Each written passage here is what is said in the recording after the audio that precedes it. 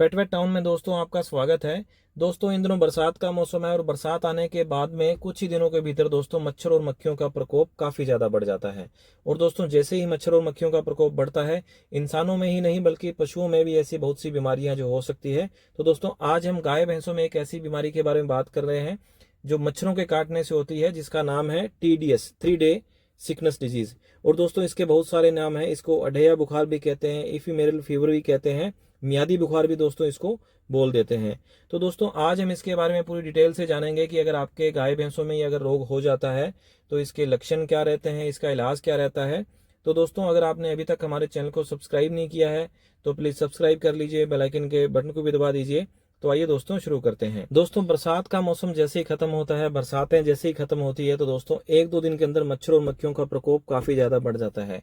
और दोस्तों इनसे क्या है कि ज्यादातर गायों में TDS जो इफिमेरल फीवर है, अढेया बुखार है, वो होने के चांसेस रहते हैं। हालांकि भैंसों में भी ये रोग होता है, पर भैंसों में कम ही इसके लक्षण, ये जो रोग दिखाई देता है।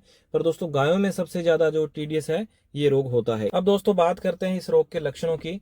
आपको दोस्तों स्क्रीन पे एक गाय दिख रही होगी है, तो दोस्तों आप देखते ही पहचान पा रहे हैं कि इसमें पहला लक्षण कौन सा दिखाई दे रहा है।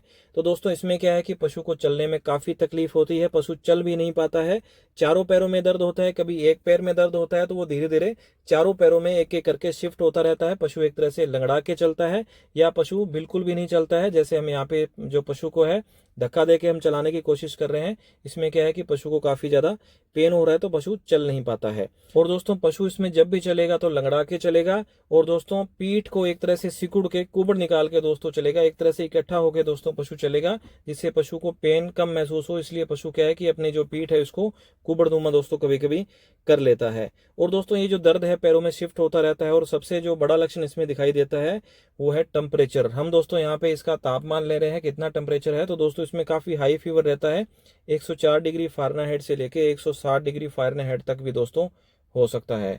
तो दोस्तों हम यहाँ पे इस गाय का टेम्परेचर ले रहे हैं, जिसको इफिमेरल फीवर हुआ है, TDS हुआ है, अढेया बुखार भी दोस्तों इसको कह देते हैं। तो दोस्तों आपको हम स्क्रीन पे भी फाइनल टेम्परेचर दिखाएंगे कि इसका फाइनल टेम्परेचर दोस्तों क्या आता है। तो दोस्तों फाइनल जो इसका टेम्परेचर रहता है दोस्तों वो रहता है 105 डिग्री फ़ारेनहाइट। तो दोस्तों TDS है, ये बहुत सारे रोगों के साथ में अन्य जो डिजीज है उनमें भी कभी कभी अपन थोड़ा सा कंफ्यूज हो जाते हैं। जैसे BQ है, BQ में भी दोस्तों लंगड़ेपन के लक्षण आते हैं, तो अपने इसमें कंफ्यूज नहीं होना है, क्योंकि इसमें दोस्तों किसी प्रकार की सूजन नहीं आती है TDS में, किसी भी प्रकार की। तो दोस्तों बात करते हैं इसमें इलाज क्या क्या दिया जाता है। तो दोस्तों पहली बात तो यह है कि आप एक वेटनरी डॉक्टर से इलाज कराएं। ऐसे नहीं कि आप स्क्रीन पे इंजेक्शन देख रहे हैं और आप घर पे लगा रहे हैं, प्रॉपर डायग्नोस होना बहुत जो जरूरी होता है। तो दोस्तों सबसे पहले तो क्या किया जाता है, पशु को क्या है कि दर्द की दवा दी जाती है, बुखार की दवा दी जाती है। इसमें पशु को बुखार काफ़ी ज़्यादा होता है और पशु को पेन काफ़ी ज़्यादा होता है। तो सबसे बेस्ट जो दोस्तों एक तरह से एनाल्जेसिक एंटीपायरेटिक जो इंजेक्शन रहता है वो है आर्टिजोन एस। तो दोस्तों आर्टिजोन एस इंजेक्शन के अपने को बहुत अच्छे इसमें रिजल्ट मिलते हैं। अगर दोस्तों आर्टिजोन एस नहीं मिलता है तो वहाँ पे अपन फिनाडाइन या मैग्लूडाइन दोस्तों आते हैं एनाल्जेसिक एंटीपायरेटिक, तो दोस्तों वो भी अपन यूज कर सकते हैं। अब दोस्तों दूसरे इंजेक्शन की जहां तक बात आती है तो अपने को एक एंटीबायोटिक इंजेक्शन देना होता है। एंटीबायोटिक में दोस्तों इस गाय को हम जो इंजेक्शन दे रहे हैं वो है इनरोफ्लोक्सासिन। नॉर्मल सा दोस्तों एंटीबायोटिक लेना होता है, या आप ऑक्सी भी ले सकते हैं, पर हम दोस्तों यहाँ पे इनरोफ्लोक्सासिन एंटीबायोटिक का यूज कर रहे हैं। और दोस्तों अपने को क्या है कि इसके साथ साथ में पशु को B कॉम्प्लेक्स भी देना होता है, तो हम ट्रेबीवेट इंजेक्शन का इसमें यूज कर रहे हैं। नहीं तो दोस्तों आप बेलामाइल का भी दोस्तों यूज कर सकते हैं अगर आपके पास ट्रेबीवेट नहीं है तो। और दोस्तों साथ में अपने को एविल का इंजेक्शन भी देना होता है, CPM का भी आप दे सकते हैं, नहीं तो आप एविल का दोस्तों इंजेक्शन दे सकते हैं। ये 4 इंजेक्शन दोस्तों मोस्टली है जो अपने को देना होता है। एक तो बुखार और दर्द की दवा अपने को देनी होती है, एक एंटीबायोटिक देना होता है, एक मल्टीविटामिन इंजेक्शन, और दोस्तों एक एंटी एलर्जिक इंजेक्शन अपने को देना होता है। और दोस्तों समय रहते अगर आप पशु चिकित्सक को बुला लेते हैं, पशु चिकित्सक से गाय का इलाज करवा लेते हैं इस बीमारी का, तो दोस्तों आपका पशु अगले 24 घंटे के भीतर ठीक भी हो जाता है। अगर सही डायग्नोस नहीं होता है, सही समय पे इलाज नहीं होता है, तो आपके पशु की मृत्यु तक हो सकती है।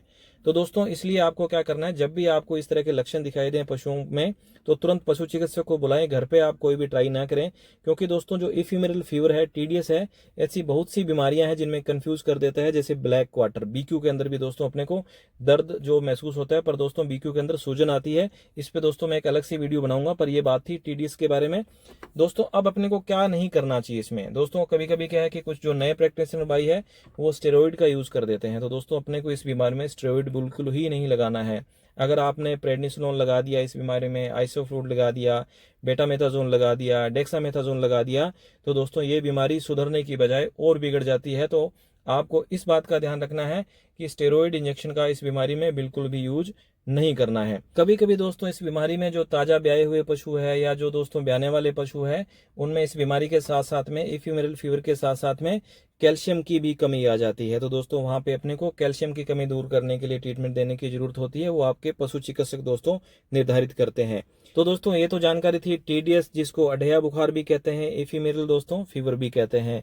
तो दोस्तों ये मच्छर मक्खियों से होने वाला रोग है, ज्यादा पैनिक होने की जरूरत नहीं है। तुरंत इस रोग की आप पहचान करें और आपको लगता है पशु में इस तरह के लक्षण दिखाई दे रहे हैं तो तुरंत अपने नजदीकी वेटनरी डॉक्टर से संपर्क करें, उनसे इलाज कराएं और दोस्तों पशु आपका लगभग अगले दिन दोस्तों ठीक भी हो जाता है। अगर अपन देरी कर देते हैं तो दोस्तों पशु का कभी कभी नुकसान हो जाता है, पशु की मृत्यु हो सकती है, आपको आर्थिक नुकसान झेलना पड़ सकता है।